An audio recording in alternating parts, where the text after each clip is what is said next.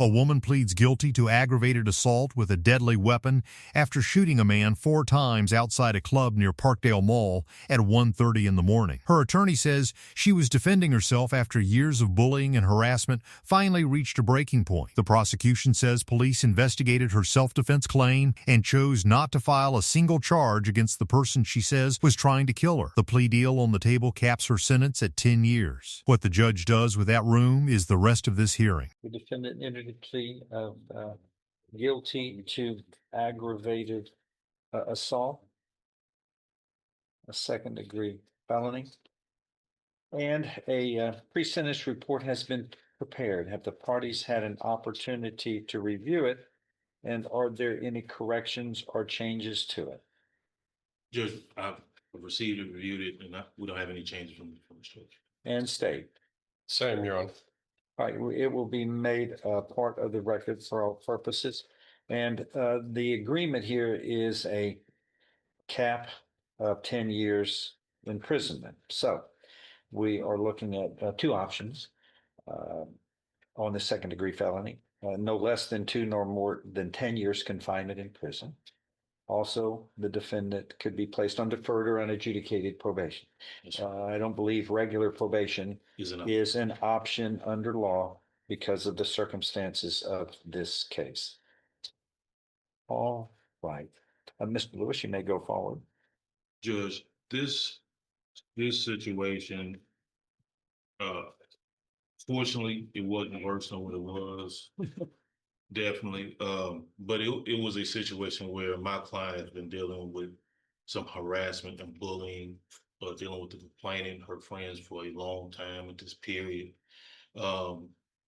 This confrontation here is pretty much her breaking point at that moment.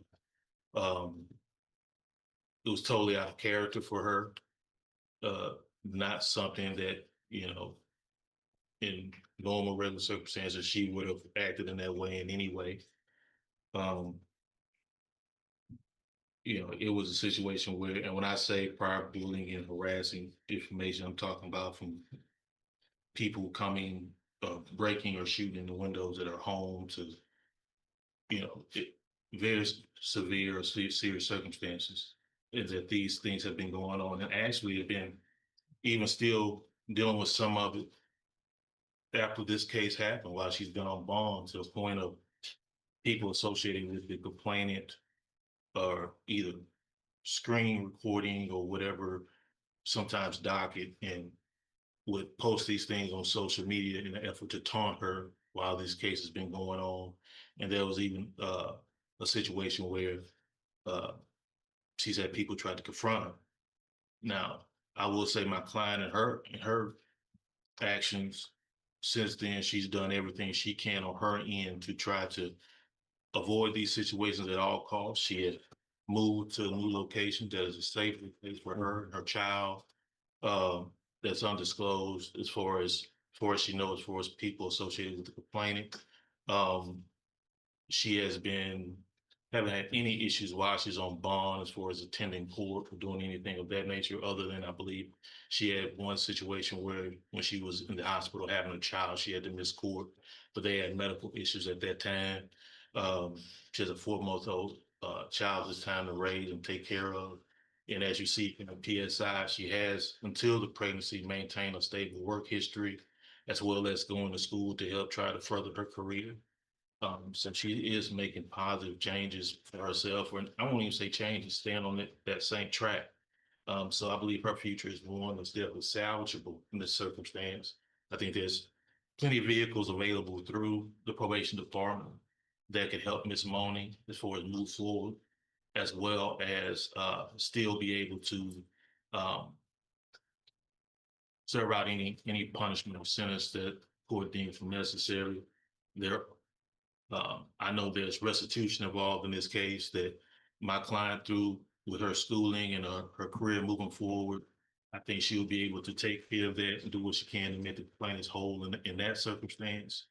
There are other conditions, of course, that's available to the court, as well as county jail time or anything of that nature to satisfy any concern the court may have of her actually serving some time in jail if necessary.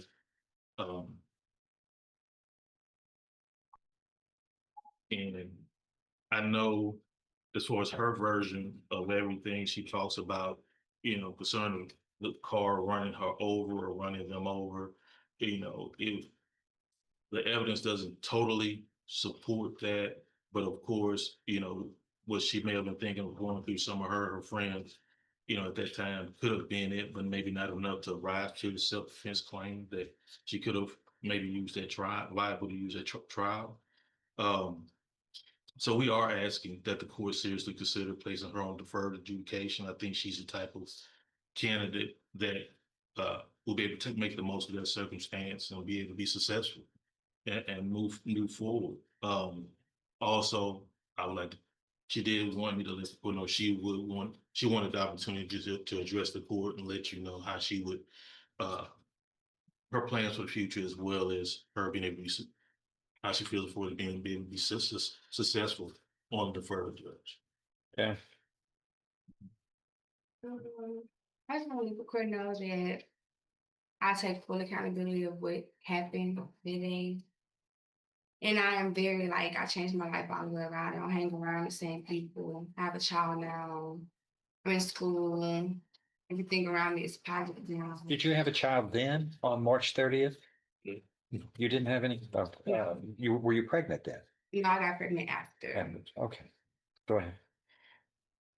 And it was out in a kind of a hard situation, but I take full accountability of everything that happened that day. I wish everything was different, and I wish I could take it back, but it's you can't take it back. It happened, and I take accountability of what happened. What caused you to act this way?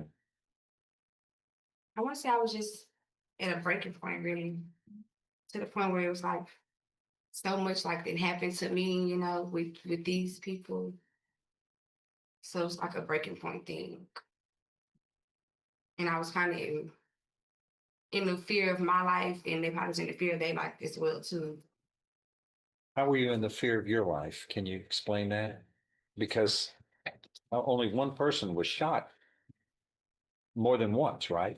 At the time, It was you doing the shooting. when it was going on, before the shooting happened, she was kind of in her vehicle trying to run me over. It was a thing like that. So I was basically not defending myself, but at the same time trying to protect myself and who I was with. And basically, I guess she was trying to protect herself from who she was with. Okay. The police came out and investigated this, didn't they? Basically. Okay. So after their investigation, did they charge the other people with attempting to harm you in some way, attempting to kill you, or attempting to assault you with their car? No? Mother charge. Is that no? No. You have to speak out. No, sir. Why do you think that? Or did the police fail in their job, or do you think they investigated this thoroughly? In my opinion, Mm-hmm. I really don't think that it was, because when they called me, I was actually I was out of town when they called me. But I told them when I came, when I was coming back, and they were supposed to came out and fully investigate with me to take my side on what happened that day, and they didn't.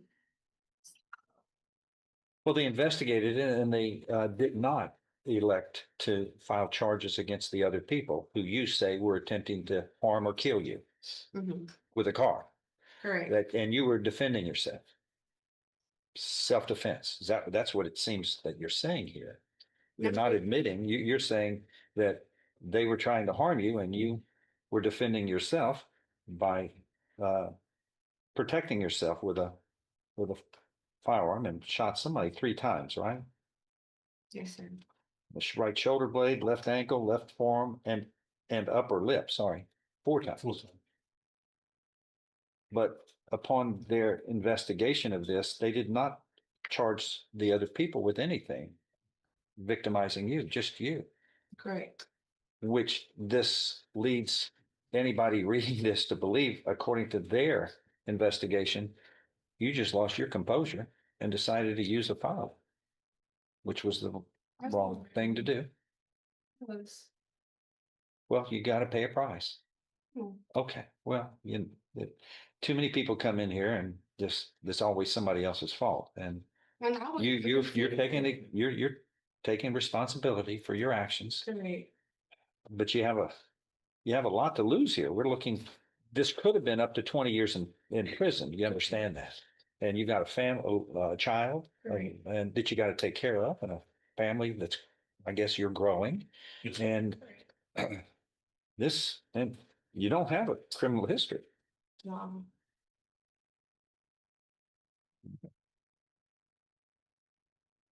Look, this isn't the first time somebody is before this court charged with a serious crime who believed that a lot of it had to do with being provoked. But yet, words, uh, threats, those things are just under the law aren't enough to get in a car, get a gun and shoot somebody 4 times. And the situation about you were defending yourself, truly, Mr. Lewis is a very wise man, and he evaluates cases. And if he felt like there was something really to substantiate that, mhm. we would be having a trial like we have 600 trials in this court. I mean, we try cases, and we're not afraid to try cases to get the facts out, get the truth, get responsibility placed on the people who justly uh, deserve the responsibility. And this is one of those things where I believe we have a misunderstanding, to say the least. But you got to have the strength of character just to move on and be the better person. Because what happened is at the worst, at the best for you, is they dragged you down to their level, and then you pulled a gun, and then you get in trouble.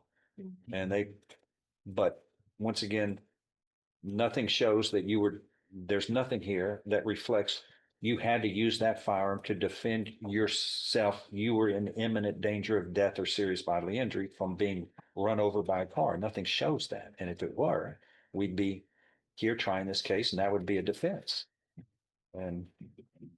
But you accepted responsibility under these terms, under this set of circumstances, and there are no. What's actually being tested in this exchange is Texas's self-defense law. Under Penal Code Section 932, deadly force is only justified if someone reasonably believes it's immediately necessary to protect against another person's use of unlawful deadly force.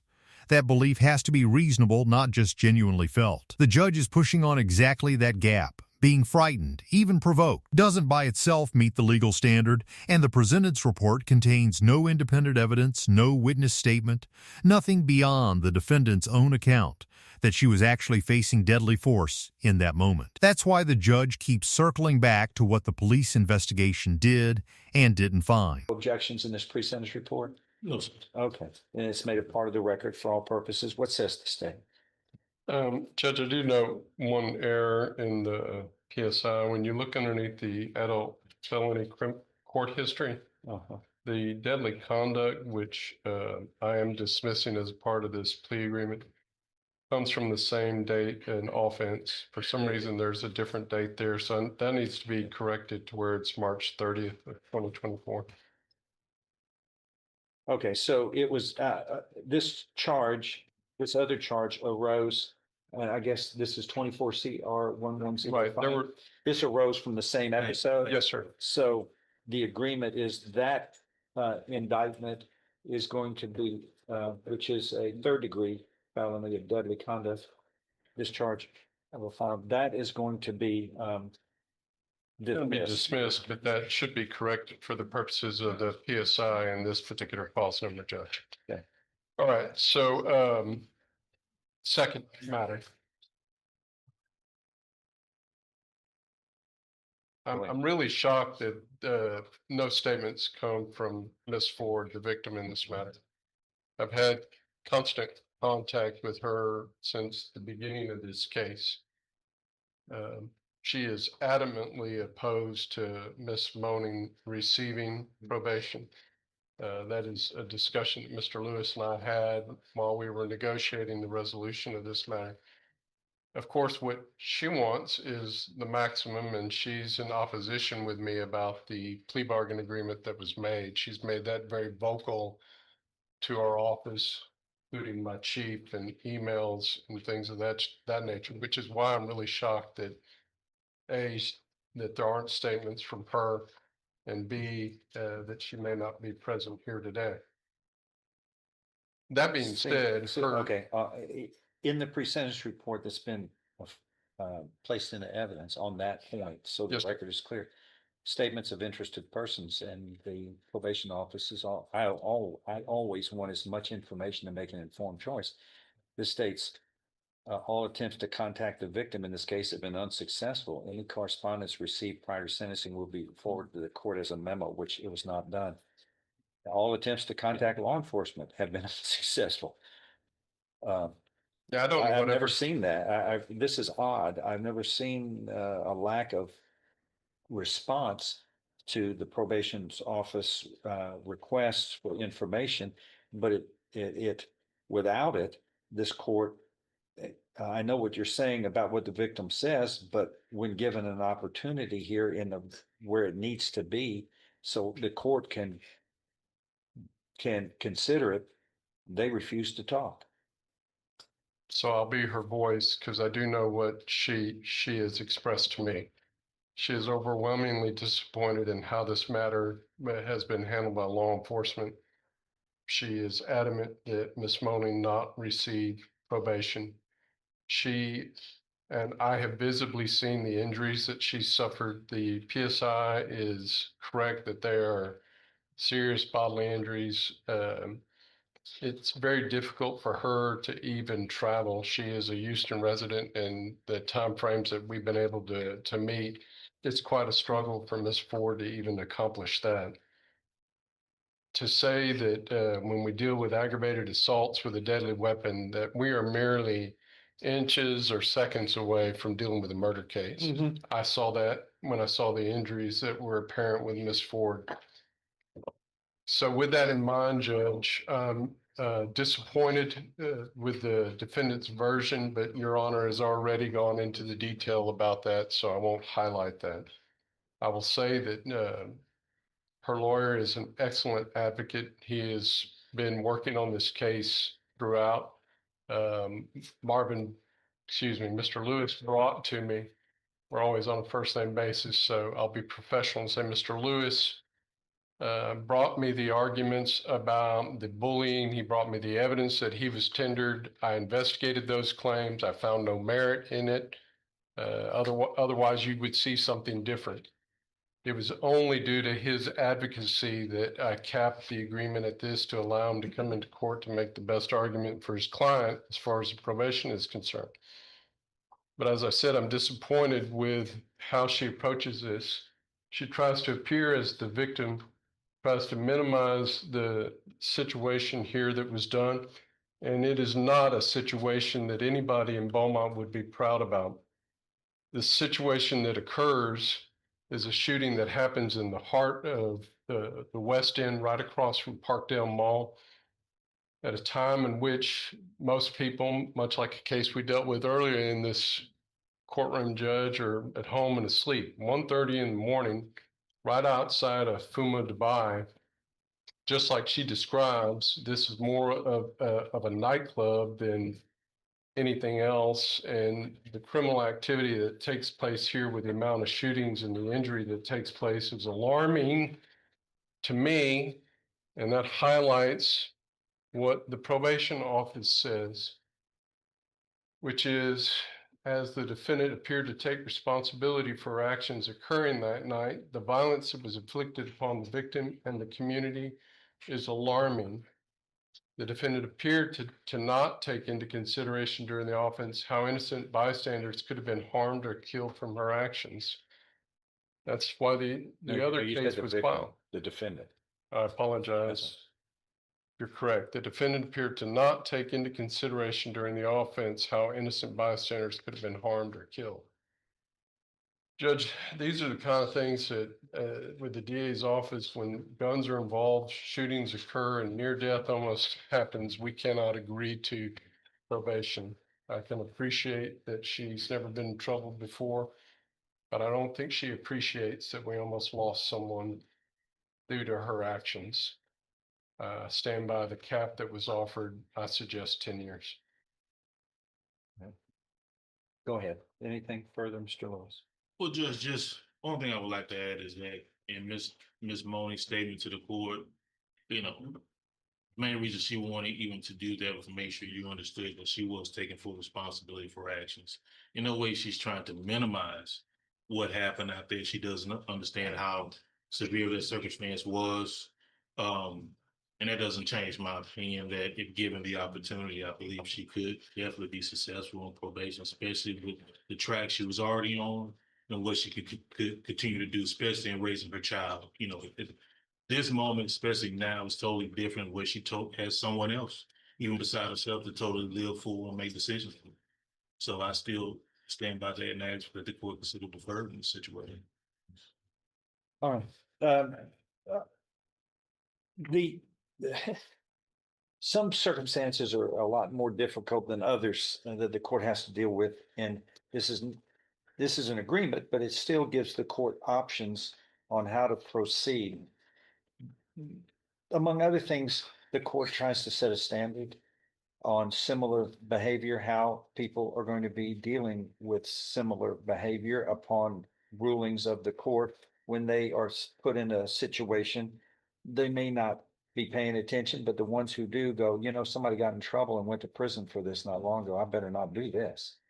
If they're able to think coherently during the time.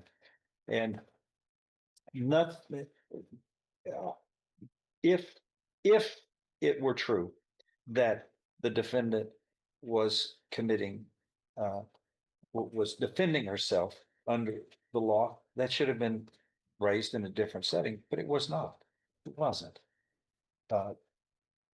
And there are ways of dealing with self-defense as a defense, and it's not supported here. It does state, it doesn't say that, you know, except for you, that somebody was trying to hit you with a vehicle and you were shooting to defend yourself from a vehicle that was being driven at you when you were just walking across the parking lot innocently. That's not in here. That's what you're saying, but it's not in this pre-sentence report that was prepared and is what the court can consider. What we do know is that this was a product of something that had earlier occurred that should have been dropped. It was something had happened before, and as they were leaving, and as the parties were leaving the club at 1:33 in the morning, where nothing really good happens, then you are shooting at this vehicle and the people in the vehicle, and somebody shot 4 times. Not just for that purpose, but this is a public place and there are probably other cars, and you're lucky 3 or 4 people didn't get shot by wild shots. It's just you can't handle issues like this in a way that is irresponsible. And what are you doing? Well, this was a club, right? Yes, sir. What are you doing it sells liquor? Yes. What are you doing in there with a gun? What are you doing in there with a firearm anyway? That shouldn't even be in there. This was very poor choices, and you're lucky that this person who was shot 4 times in the shoulder, left ankle, forearm, and upper lip, I don't know how that happened, that they weren't seriously injured. And others in the parking lot weren't injured. I mean, several people could have been harmed. we've got to, by our decisions and what goes on in this court, set standard for everyone. This, Mr. Lewis is asking for probation, and it's an option in this particular situation, but it's these circumstances that this court has a lot of problems with in believing that probation and deferred or unadjudicated probation in this case is the way to go. I mean, it was multiple shots fired. And this, why, just God's will is, I mean, you were intending to shoot this person. God's will prevented a murder from happening, where you would be looking at up to life in prison. And messages have to be sent. You can't just go into a shooting spree in a public place and people also get harmed and people are in harm's way. And that's you're going to get a free ride out of that, and it's, as it were, and get probation. I mean, it's just all irresponsible from the beginning to the end on this. And the difficult thing is that you got a family at home that needs you, and the district attorney's office is asking for 10 years in prison. And if I hear somebody, I hear a response. Anybody that responds while the court is talking will be held in contempt of court. I don't want that. That's 180 days in jail. Anybody want to say anything? The peace, be quiet. We're conducting business, or leave if you want to. You have freedom of speech. Go outside and speak, but don't interrupt this court. I can hear that. We all hear that. And she's taking this down, and what she hears as the court reporter, she takes down. And statements from the crowd don't count. Please follow the rules. Thank you.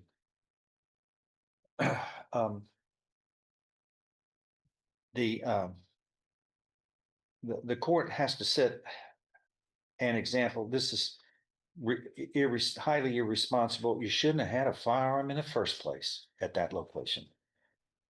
Anyway, I mean, that's prevents you from losing your composure, which I think it's obvious you did.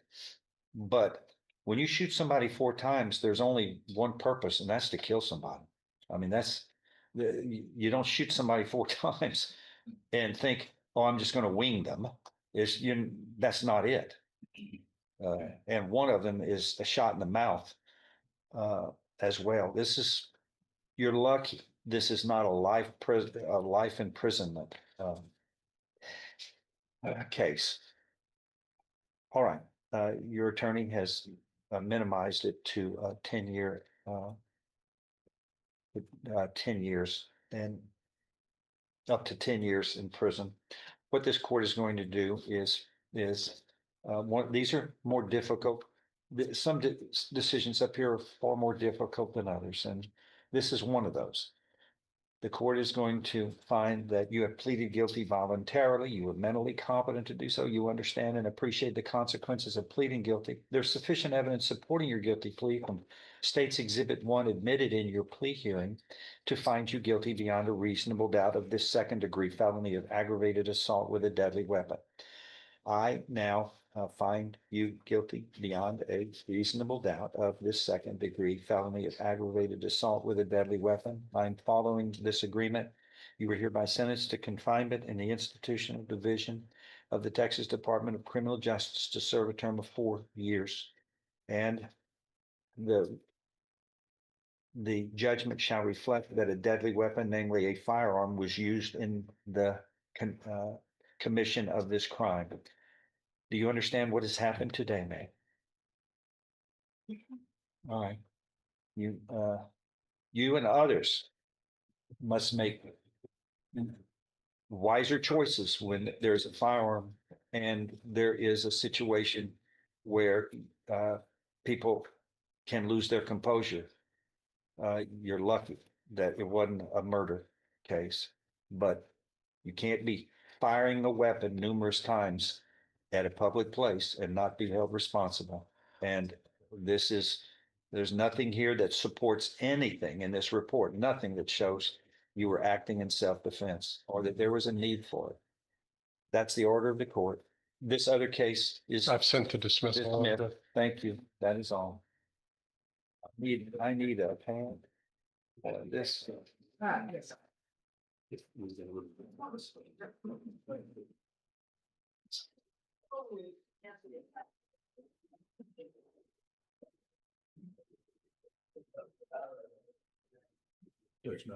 Yeah. On Ms. Mooney's case, I believe is outside, is there anywhere they ran so she can see her, she leave? Yeah. In the end, the court rejects deferred adjudication and sentences her to 4 years, with a deadly weapon finding attached to the judgment. I want to be upfront that I could not independently verify this specific case through outside news coverage, so everything here comes directly from the hearing itself, not from any additional reporting.